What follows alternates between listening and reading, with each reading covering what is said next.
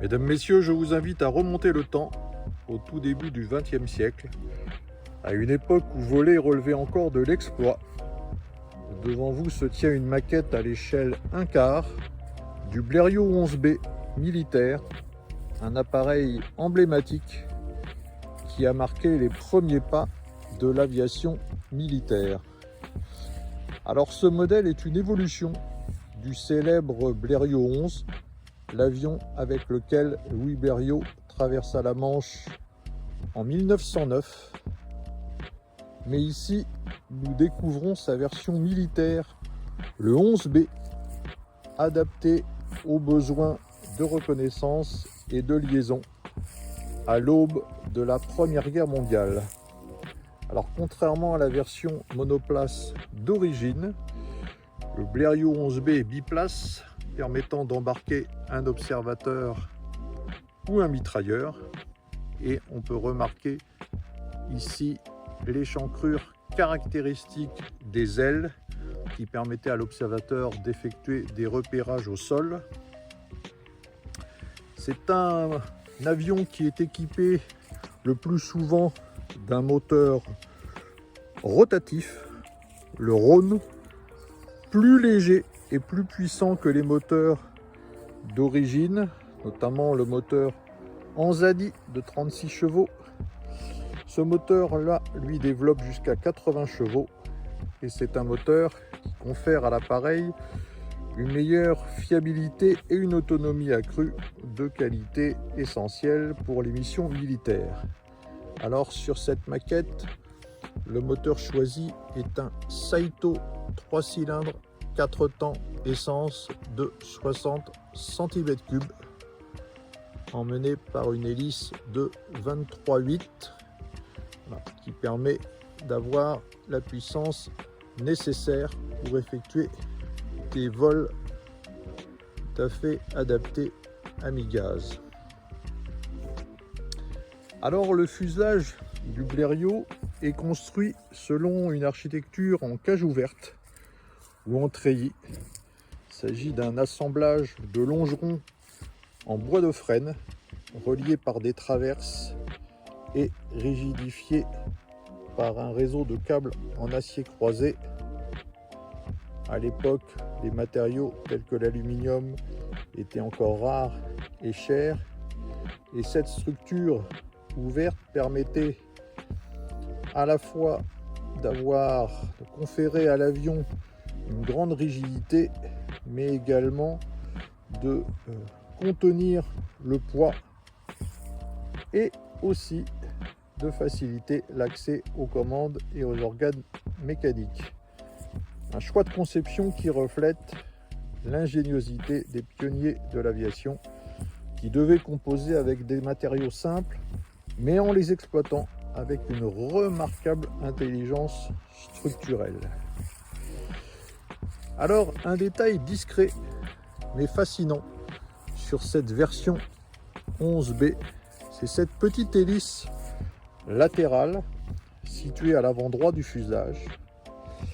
Alors elle n'est pas là pour la propulsion, mais pour entraîner une pompe à air. Cette pompe qui servait à pressuriser le réservoir de carburant situé à l'arrière, derrière le pilote, garantissant une alimentation régulière du moteur, même en montée ou lorsque la gravité ne suffisait plus, une solution élégante et autonome typique de l'époque.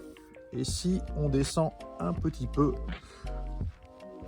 on va découvrir le train d'atterrissage très caractéristique, composé de 2 grandes roues de bicyclette à l'avant et d'une béquille pour des raisons également de poids à l'arrière.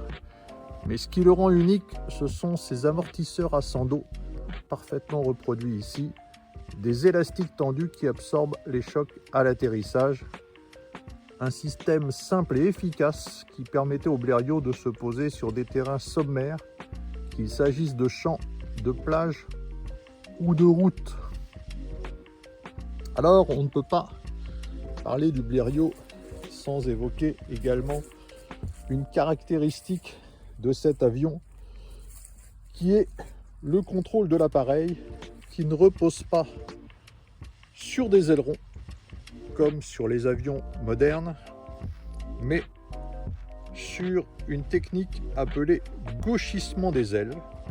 Concrètement, le pilote agit sur un système de câbles qui tordent légèrement les extrémités des ailes, modifiant ainsi leur portance pour faire virer l'avion. Et on peut découvrir en même temps la pièce maîtresse qui a été reproduite ici et qui permet, grâce à un cerveau puissant, d'effectuer la même torsion de l'aile telle qu'elle fonctionnait sur le modèle d'origine. C'est une méthode inspirée du vol des oiseaux qui demandait une grande finesse de pilotage. Le gauchissement offre une réponse souple mais exigeante, car l'avion réagissait lentement et parfois même de manière imprévisible, ce qui est également le cas du modèle que vous avez devant vous.